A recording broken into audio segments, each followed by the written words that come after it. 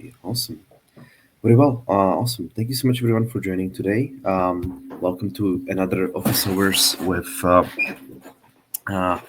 Ethereum researcher Roberto today. Thank you so much for joining, Roberto.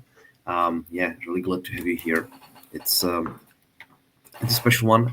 Roberto joining all the way from Australia, so we had to start a bit earlier. We got a few more people. But yeah, we have it recorded. We have some questions from people who couldn't make it. And before we get to those, let's get started with some sort of introduction with your background. Maybe I introduced you already on your work on the consensus, but I would be curious more about your background, like where you're coming from. What did you do before you joined Ethereum, and how did you join? What brought you to the ecosystem? How did you get started working on Ethereum research? Yeah, that's a very good question. So before joining, say Ethereum, I was working in quite a different industry. I was working in embedded systems. So embedded systems are like systems, electronic systems, where you have firmware running inside the hardware. You can't touch the basically. You can't access the software directly as on a computer, like anything from coffee machines to biomedical devices, and so I worked on that in that industry for a long time.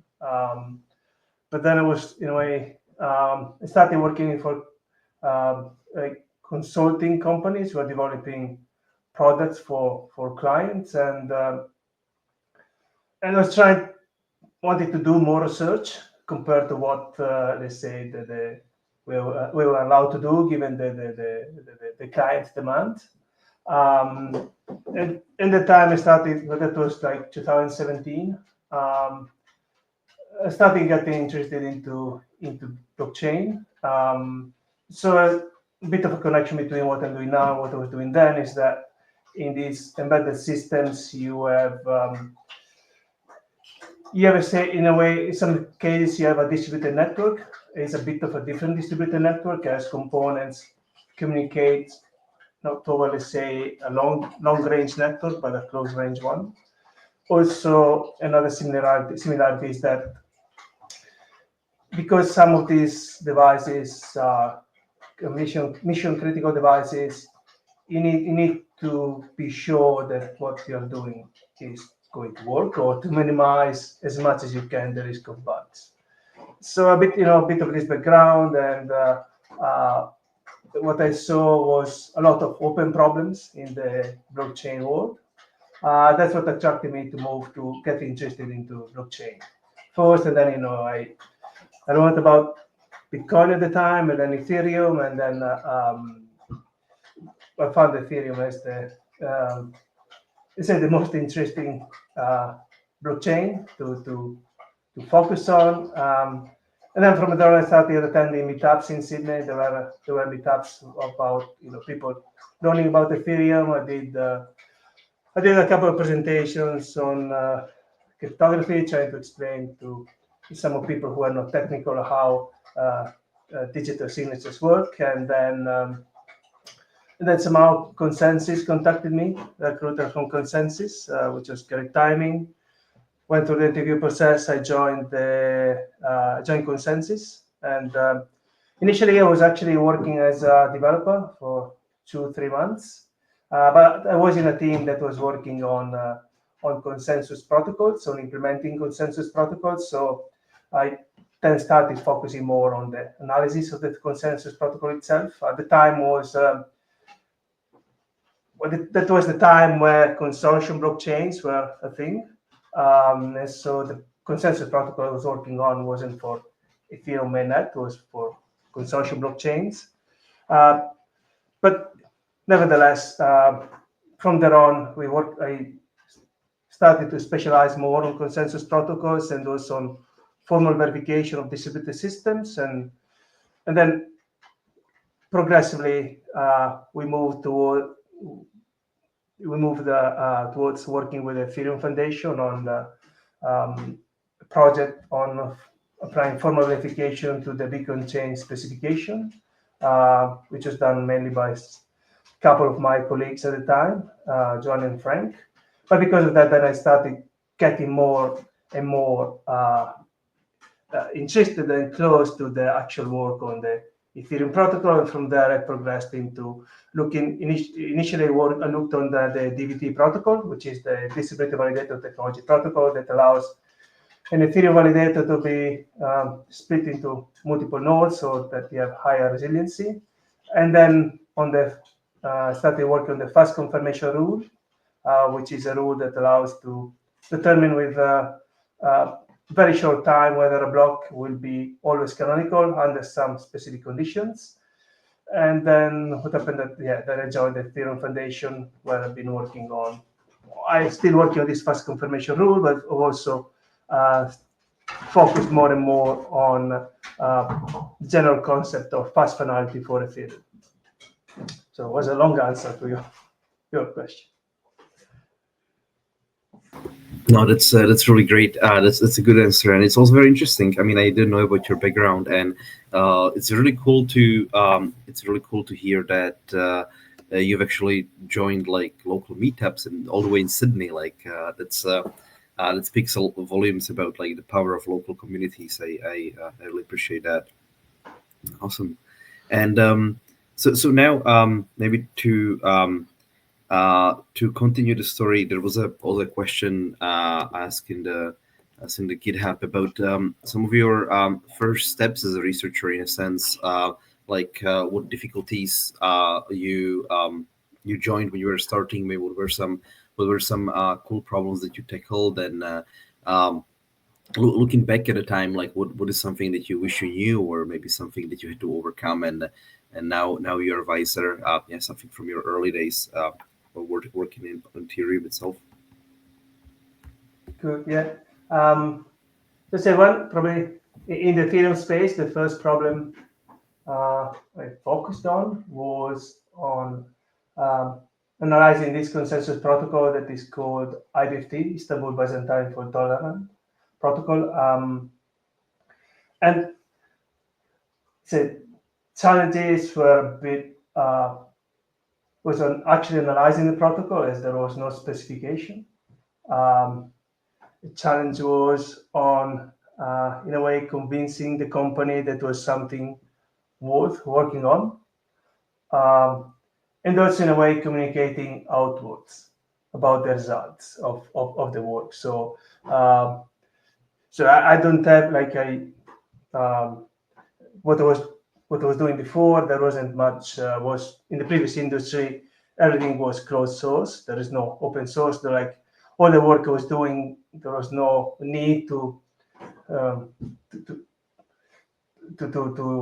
in a way to communicate your work outwards. But in this case, I found that was one of the challenges, actually communicate why that was a problem. Getting, they say, the consortium blockchain community at the time was the Enterprise Ethereum Alliance, to actually to recognize that, let's say, the value of the research. So let's say that was definitely that was a challenge. That if I, in a way, to go back now, I would approach it, the communication, in a different way. I think like communication is key in a way. Like, in research, you try to solve hard problems, but then like if you can't communicate them effectively, and especially give them a motivation that is clear to people, then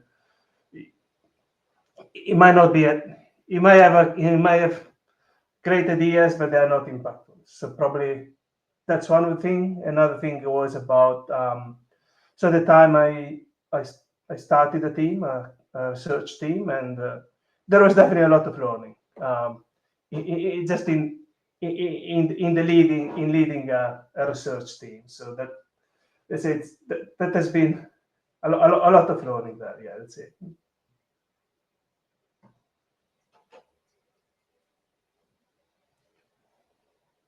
Yeah, thank you, Roberto. And I would fast forward to the present now. About your current research, what are you working on these days? I know, I mean, you've been mentoring in EPF as well, on the fast confirmation rule. And I'm wondering what that experience is like. So yeah, what are you excited about these days? What are you working on? What are you dedicating yourself to? Good. So these days, as I kind of briefly mentioned before, my main focus, the focus of my team is on the overall topic of fast finality. And so there are two streams of work. One is this fast confirmation rule, which we might be renaming, though, just spoiler. But for now, we haven't reached full consensus on the new name. But anyway, it's a way, by counting attestations that. So okay, I might just give a bit of more background on this. So what happened that when we had proof of work back in the days, we had a way to determine with some probability whether a block was likely to be always part of the chain, but and that was chain depth at the time. However, when we then transition to proof of stake with Ethereum, chain depth alone doesn't mean much. What matters are the weight that each block has in terms of weight of the attestations that vote on each block. But many services nowadays, they still use, in a way, depth of block to give a sort of idea of how stable a transaction is in the chain. But with this rule, we are actually counting attestations, and with some specific rules, we are able to determine that a block that is not final yet, as long as, say, the network is fast enough, or like messages are delivered within a slot between two honest nodes, the block will always be part of the canonical chain. And this is the project on which I've been mentoring an Ethereum protocol fellow on this, and the project is actually going pretty well, I think. We started to get some initial measurements on the performance of the rule. So that's very exciting, actually, as this is actually the first proof of concept that implements the rule in its entirety. There are other proof of concept that they implement only part of the rules. So actually, I say, in my opinion, that has been fantastic. And the other topic I'm working on is fast finality, as in a way, what in a way used to be called single slot finality. So thinking of ways to get a protocol that is aligned with Ethereum's values and Ethereum's core properties that can give us not only finality, actual finality. So what I mean is by this is economic finality in a very short time, but also prevent some of the problems that we have with the current protocol. And the main problem is that in the current protocol, even if the network is good and you are honest and you propose a block, you don't have a theoretical guarantee that your block is not going to be reorged out. It's not, in some scenarios, it's difficult to reorg it out, but it's not impossible. And so with this new protocol, we also want this property of reorg resilience of the protocol. So if you're honest, you propose a block, you know that your block will be part of the canonical chain. These are really the two. Perhaps another side area is about formal verification. So this is not something I'm currently working on directly, but when we start collaborating with some external parties on formally verifying this fast confirmation rule. And also I want to try to get the lean consensus specifications in a shape so that it's then easy to apply formal verification to them, as the current Beacon chain specifications are written in a way that makes them hard to be then transpiled to the formal verification language. And there are tricks we can apply so that we can still write specifications in Python, but they are easy to then be transpiled to some formal verification language, and that makes easier for formal verification methods to be applied. But in my view, one of one of the values is that we can attract then formal verification experts if we make them easy to be translated to a formal verification language. So we can hopefully have more and more, let's say, external parties collaborating on increasing the security of the protocol. Okay, awesome. Thanks so much, Roberto. Very elaborate answers. Yeah, it's really cool. Also, we touched on the formal verification. That's another topic. And we already have some questions from the audience. So let's get on with that. June, go ahead. Yeah. Yeah, so Roberto, thanks for your time. My name is Jun, and I'm wondering about the last sentences you mentioned just a minute ago. So you meant that we are now speccing lean consensus right now, but could you elaborate more on the specification that is easy to verify formally? So is it like writing the spec into the lean programming language or something like that? Or is there any method to use that? Thank you for the question. It's very good question. It's more about writing. So the specs will be written in Python. Is to write is in a way to constrain the set of Python that we're going to use and in terms of features of Python, in a way that then it's easy to write a mechanized tool that can translate this code into a different language that can be Lean, can be Daphne, can be Isabelle, can be Coq. There's actually also an idea specific to Lean. Perhaps you could even have an embedding of this subset of Python into Lean. So again, specs are written in Python, and then either they are transpiled into a formal verification language, or you can have an embedding of the subset used into that. Does this answer the question? Yeah, so actually I'm learning the programming reasoning these days. So I'm starting a tutorial of Lean language, or I'm planning to learn Daphne in a few weeks later. So I have some handy experiences on Ethereum consensus, and also I'm actively engaging in Lean consensus specification right now. So I wonder that is there any resources for me to start those formal verifications in the context of this Ethereum? So is there any sources that I can refer to? You mean like resources to like to apply formal verification to distributed protocols in general, or specific to Lean consensus? So both of them will be fine.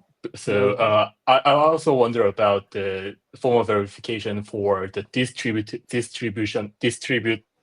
system. So is it so I guess there's a lot of difference between just verifying a single program versus a distributed system. So yeah, that was one of my follow-up question, but you can just gather those questions. Yep. Good. Well, in terms of like formally verifying Lean spec, I think it's probably a bit earlier. Like in a way, if you are learning, I think it could be cool to try with something like more, probably simpler, a bit more abstract. So the tool I've used the most is actually Daphne, and in Daphne there are different tutorials by the author Leno, who on actually using Daphne to formally verify distributed systems. So yeah, like be more than happy to share links to these tutorials. In terms of Lean, I'm aware of a framework called Veil, VEIL, to works in Lean, that is used to formally verified distributed systems, but I'm not that familiar with actual projects in Lean. I'm more familiar with projects in Daphne. Actually, I did work on a formal verification of a couple of distributed systems in Daphne. So that one I'm very familiar with. In Lean, less so. Thanks for answering. So I should learn Daphne in this semester. Thanks. No worries. So I'll send Mario the link. So yeah, in a way, I'll find a way to send you the links. Awesome, please do. We also have in R&D Discord, there is the protocol fellowship channel where you can meet all the fellows. Okay. Cool. Feel free to also just pass it through me. And yeah, that's awesome. Also very excited to hear that. I think that we learned a lot from the beacon chain development or specs writing, and now going into the Lean, we know much more, like preparing for the formal verification and future-proofing the protocol. It's really great to hear. I remember runtime verification having this like long paper on the beacon chain specs, and it's been tough to deal with. So awesome. Yeah, one of the challenges is like if you need to do this translation manually, then you do a translation for a given version and you formally verify it. And now the specs change, and there is always this. So if you have some way to make it mechanized, you have a bit more. We make the process easier. You don't make it like completely automated, but you have some hope to make it a bit easier. Okay, we have another question from Nando. Let's continue with that. Hi. Hello. Hi. Hello, Roberto. When I joined the fellowship, I read the project wish list, and I saw they implement the fast confirmation rule, and I thought that it was one of the most interesting projects because I think that determining the finalization of the chain in 1-2 slot is like a very step forward in Ethereum. But at that time, it was very recent, the Holesky incident with the Pectra upgrade. And I was wondering how the fast confirmation rule would have handled that situation. Yeah, that's a very good question, actually. So I'm not, I'm not 100% familiar with the exact with the sequence of events that happened with Olensky. Like if there were actual votes that were cast for a block at the time, then the first confirmation rule would have determined that a block is safe and perhaps it's not, because then you have let's say problems potentially with the network. So it's a bit, let's say, I don't have a clear answer because I don't know enough of the details of how the Olensky incident evolved. But like, I'm more than happy to take this offline, and if you're interested, I can look into it.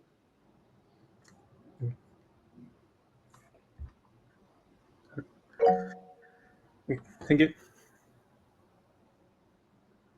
Very well. And okay, Dimitris has another question. Yes, hi Roberto.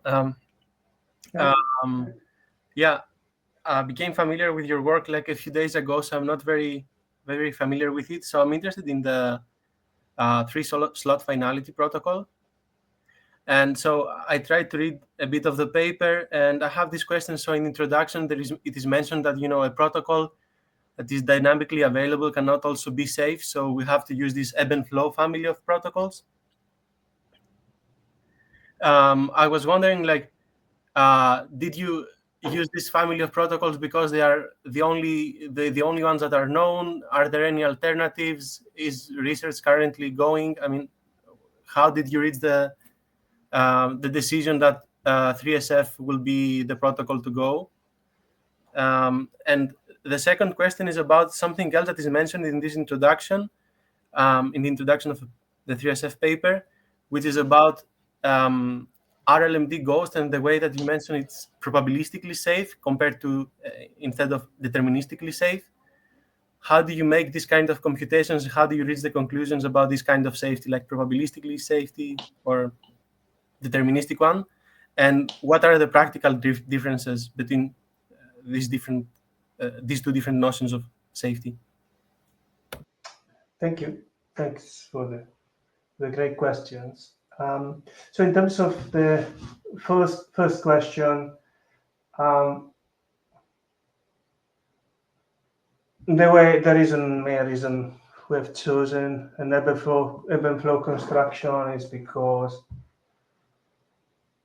in a way, we are not aware of other constructions at the moment where we can have where we can couple a dynamically available protocol with a BFT protocol, so that during period of synchrony, we have the DA protocol is live and safe, but then we have also the guarantees of the BFT protocol during periods of asynchronous. So we don't have a proof that this is the only way to achieve the objective of having of being able to have a protocol that is, in a way, it gives you BFT properties during asynchrony and dynamically available protocol properties during synchrony, but that's the one we know. So, but that's really the answer on why we chosen that construction, specifically why 3SF. We wanted, the main drive around 3SF was to have only one voting phase per slot. So currently, if you looked at the original single slot finality protocol, it had 3 voting phases per slot, and that means longer slot. So we wanted something that had only 1 voting phase per slot, because it means faster slot, which can be beneficial for DeFi applications or responsiveness of the system. So that was the drive, and because of that, in a way, you always need the 3 voting phases. It's just 1 per slot rather than 3 in the same slot. So in a way, we found this protocol to be a solution to give us the property or some of the property we wanted. It doesn't mean it's the only protocol.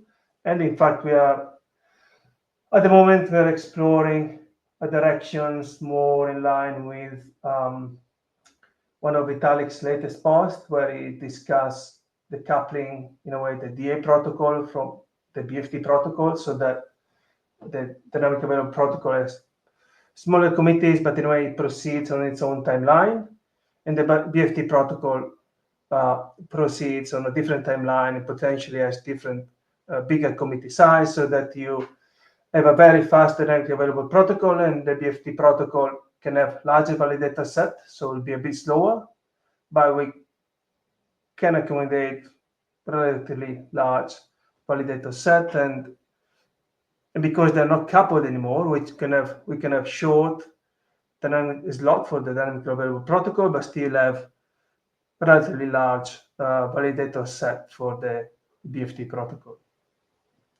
To answer to the second question, well, before I answer the second question, do you have any follow-up question actually on this?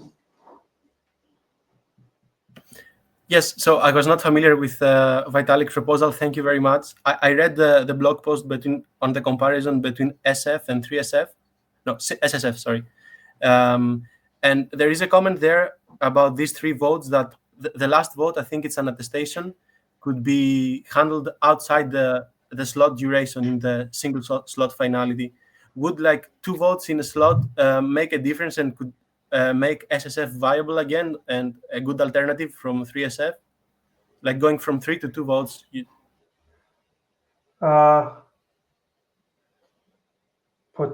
But the thing is that those 2 votes are those that must be sequenced. The third one, you don't need, when you do in the next slot, you don't need to wait for the last vote of the previous slot to complete. So like it can be in a way parallelized. And so the votes that actually create that cause the slot to be longer are those 2 votes that we can't eliminate. So in a way, no, wouldn't change much, because the problem with these 2 voting phases is that where the second has to wait for enough time to make sure that the votes sent on the first one are received by all honest validators. And so because of this, you have a longer slot. Thanks. Good. So the second question about probabilistically and deterministically, it's the reason why it's probabilistic is because, okay, so let me take a step back. We have 2 safety rules in RLND. One is probabilistic, one is deterministic. The probabilistic one is probabilistic because we rely on the fact that in, say, kappa slot, where kappa you can decide with high probability, you have at least one honest proposer. And you have this property that if you're an honest proposer, your block will always be part of the canonical chain. And so the safety comes from the fact that if you go back at least kappa slot, you know that one of the proposers of this slot was honest, and therefore the chain will always be part of the canonical chain. So this probability comes from the fact that it's a probabilistic argument, because you have this random shuffling on who is going to be the proposer, and because of this randomness, you have a probabilistic argument on the probability that in a given number of slots, you with high probability you have at least one honest proposer. So that's where the probabilistic argument comes from. But there have also let's say what we call in the paper fast confirmation rule. It's not rule, it's called just fast confirmation, which is not probabilistic, it's deterministic, but relies on this, what we call full participation, like let's say all honest, at least 2/3 of the entire validator set to be online and honest, to be able to use this confirmation rule that is deterministic. Whereas the one that use this prefix of the canonical chain, where we use this kappa parameter, this one does not rely on any level of participation in the network. Is this clear? Yes, I got it. So the probabilistic comes from the fact that you assume that with high probability, picking from on the validator sets for the last kappa blocks would have at least an honest validator, which is not a very strong assumption. Okay, thank you. Well, like I wouldn't. It's not that it's not strong; it's probabilistic. Sorry, I mean, yes, assuming that would have a high probability, like this event is highly likely to happen, having a single. Yeah, so because it's a probability, and the safety derives from that, the safety is probabilistic. Yes, thank you. Okay, thank you guys. Yeah, very well. Okay, we get still 20 minutes to go. We get a bunch of great questions. Feel free to still raise your hand if you have any question. I'd love to see more chat between you guys. We also have some questions in the backlog. I can take those meanwhile. Okay, we have another one from Nando. Go ahead.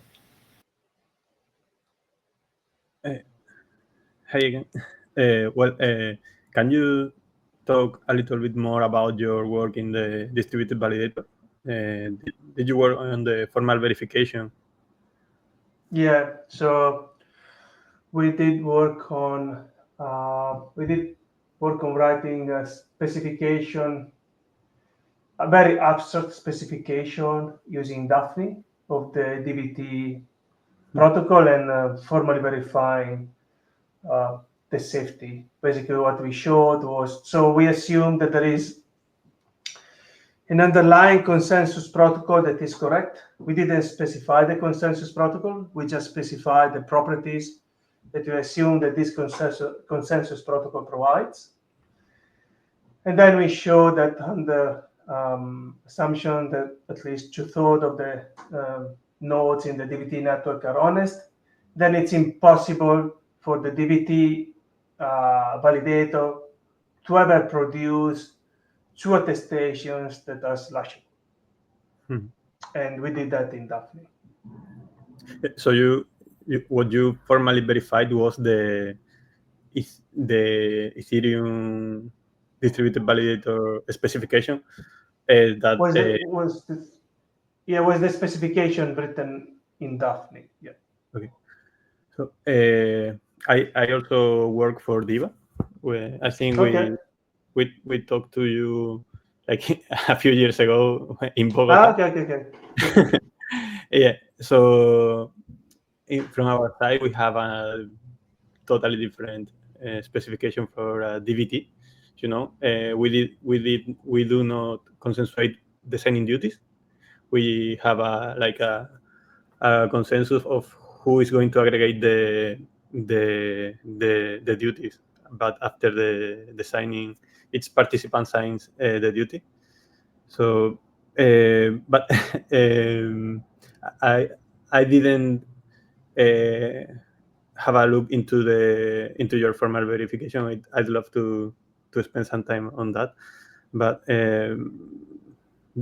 can you point me to that work?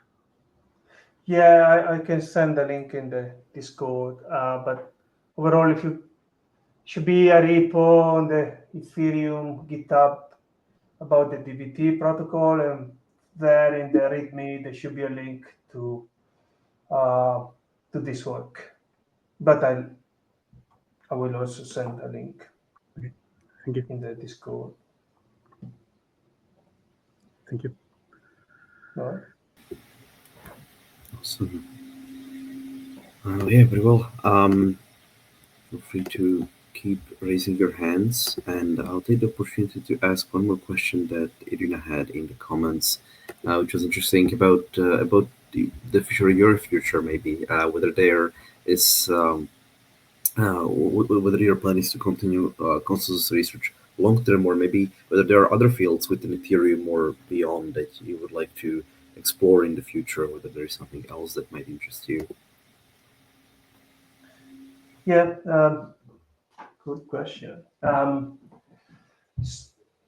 the moment, like in a way, still we have fast finality on Ethereum, which is not going to happen tomorrow. My plan is to continue to work on consensus protocols and specifically fast finality for Ethereum. So I don't like it's a pretty challenging project in itself. So I'm not thinking too much beyond that. In terms of areas of interest, there are other areas that catch my interest and are in a way related to consensus though. One is about incentives, specifically incentives for consensus protocols. So I did one line of work that I find again interesting is this line of work of BIR, Byzantine heuristic rational consensus protocols, where you assume, currently most of the literature in consensus protocol assume that actors are either honest or Byzantine, whereas what happens in practice is that players are rational, so they act in a way, that's because they're rational, they don't want to be slashed. But of course, like we've seen with MEV or with timing games, if players can get an advantage without being slashed, they're not necessarily going to follow the protocol. They're going to follow the protocol to the extent they're not going to be punished, and also one can say they're going to follow the protocol to the extent that they're not going to be punished more than what they gain by not following the protocol. So this is very related to consensus, and probably there was something that is not directly fast finality I'll be working on, will be this topic, but it's a very challenging topic. The challenges in the modeling the system, like modeling what is, in a way, to reason about it, you need to model what the objective function, which is the value that a player gets by behaving in a given way, and that's pretty challenging. But that probably will be the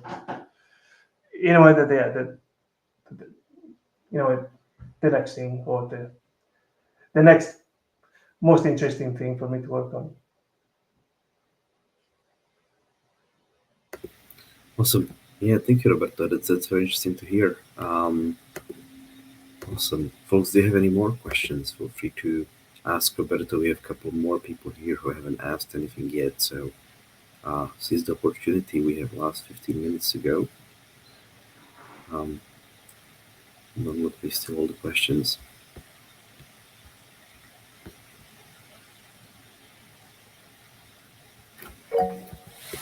Okay.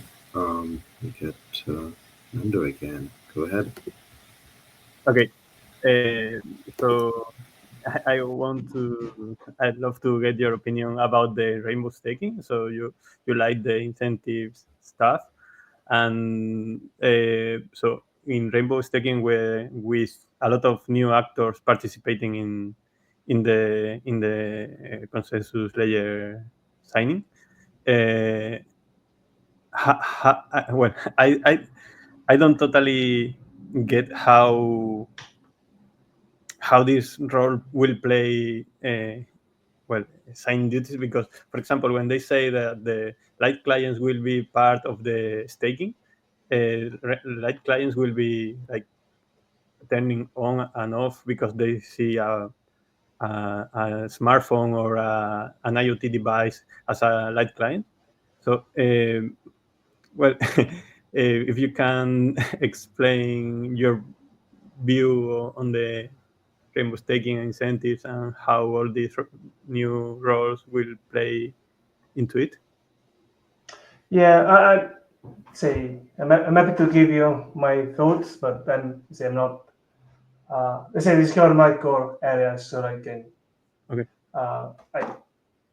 I wouldn't take my answer necessarily as the right answer, or the answer from an expert. So, but with it, but I'm more than happy to. It's about trying to give different roles to different participants, and for the roles to be, in a way, or you can think of it as modeling the incentives for the purpose that a specific player is playing. So because there are part of the protocols where perhaps you don't need that much economic security, then it makes sense to differentiate. Like, you consider aspects of the protocol based on security, or perhaps on what the participants can gain by behaving differently from what the honest behavior is supposed to be. So, because, like, if you take inclusion list, fossil, or if you take say the finalization protocol, one can argue there are different reasons for the participants to misbehave in each of these two protocols. So because of this, the incentives that are supposed to guide, to basically you can say, to force those that think rationally to follow the protocol, to behave honestly, not because they decide to behave honestly, but because behaving honestly is what is going to give them the most gain. Again, because there are potentially different different values to gain by misbehaving, then it makes sense then to have two different incentive systems. Mm-hmm. But again, like this is I'm not, let's say, it's not my core focus, so I'm not the most expert on this. Okay, thank you. No worries. Awesome. Okay, great shit, guys. Do we have any more questions from the audience? Still, more people haven't asked anything. We got 10 minutes to go, and before I ask some of my last questions, to give you another opportunity, folks. Anyone?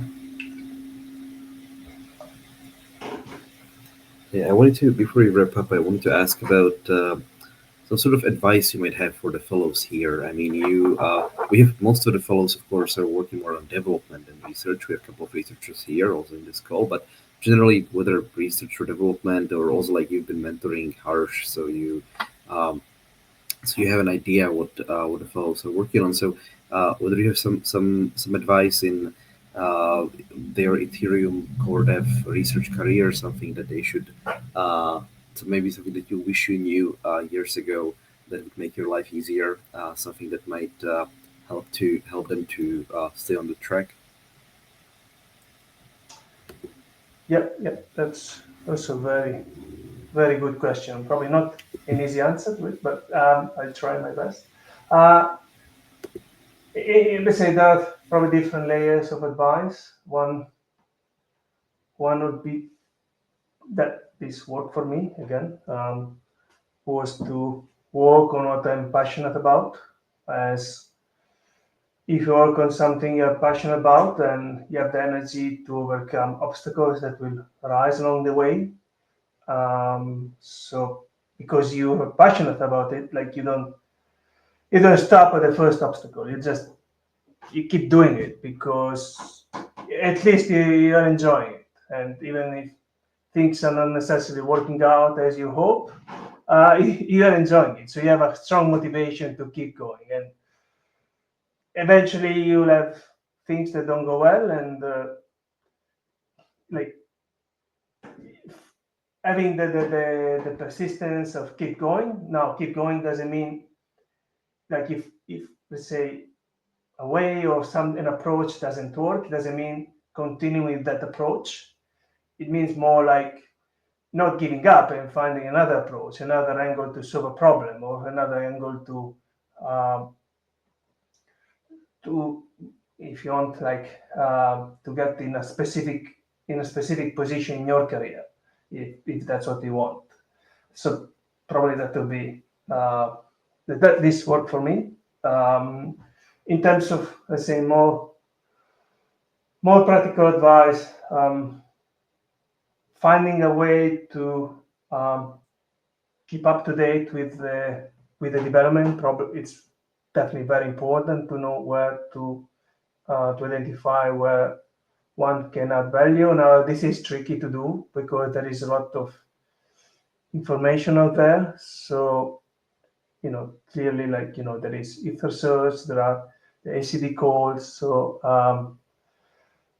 this probably, like, if there is a specific area that you're interested into, I'll probably try to just keep up with that area, as there is a lot going on and it might be hard to keep up with too many things. So just keep up with what you're passionate about.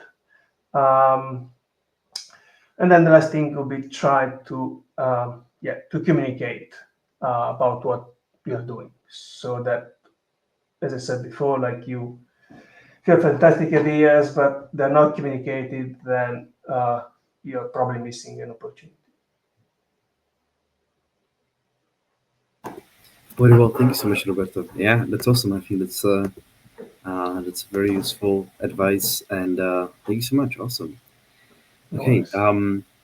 Another opportunity for one last question before we wrap up. I wanted to make sure that I have a space to ask for some input and advice before we finish, but we have still a bit more room. So, folks, if you have any more thoughts, anything you'd like to ask Roberto.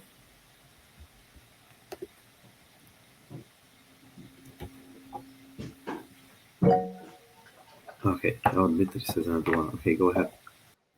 Yeah, just a follow up on your question, Mario. I mean, what I experienced so far in technical fields is that for people who are newcomers to the field, they will face at least a period of time where they have to get a lot of things learned until they become like good enough to get hired and all that, like to become experts on the topic.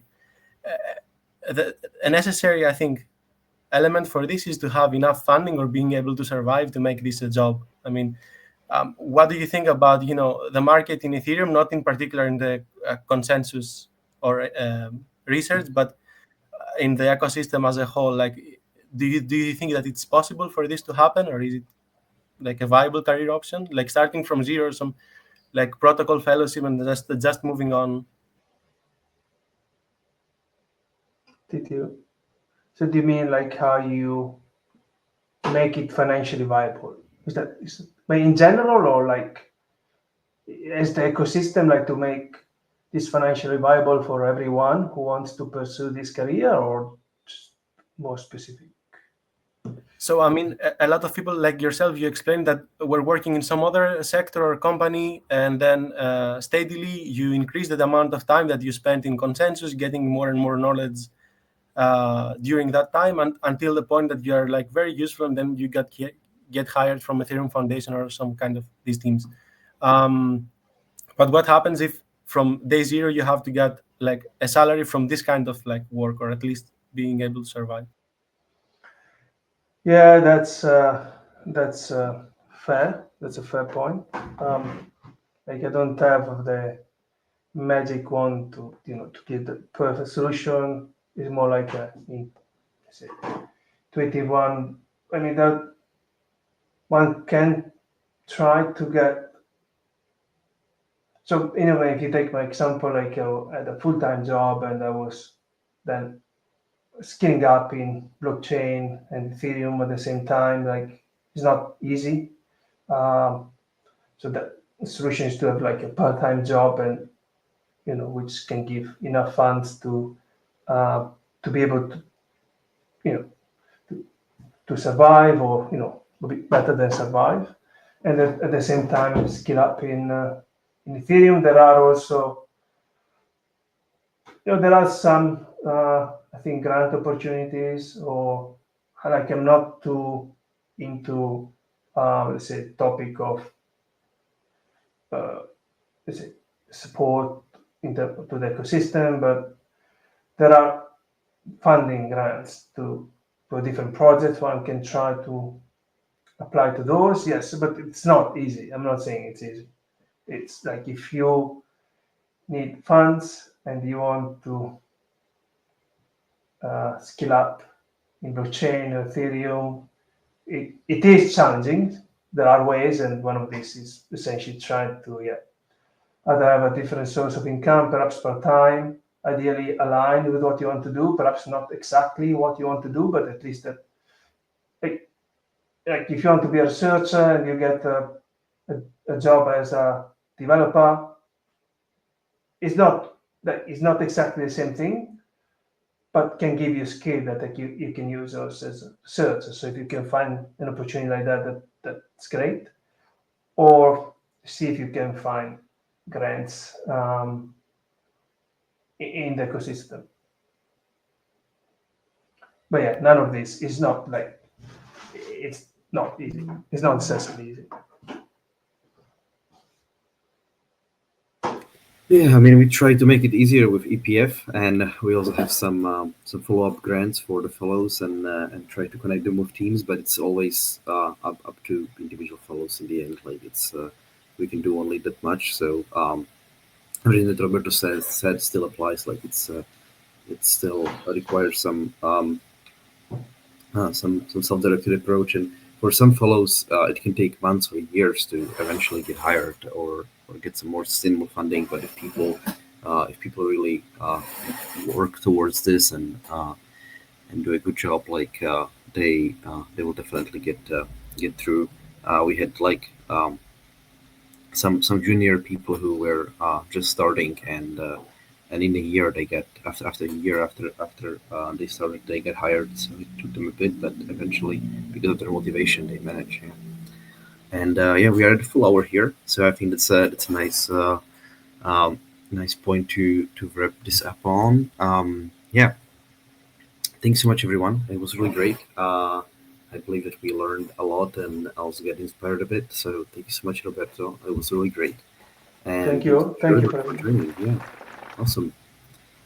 And yeah, I'll see you fellows on Monday stand up. Have a great rest of the day. And yeah, thanks again, everyone. Thank you. Bye. Awesome. Bye bye. Cheers.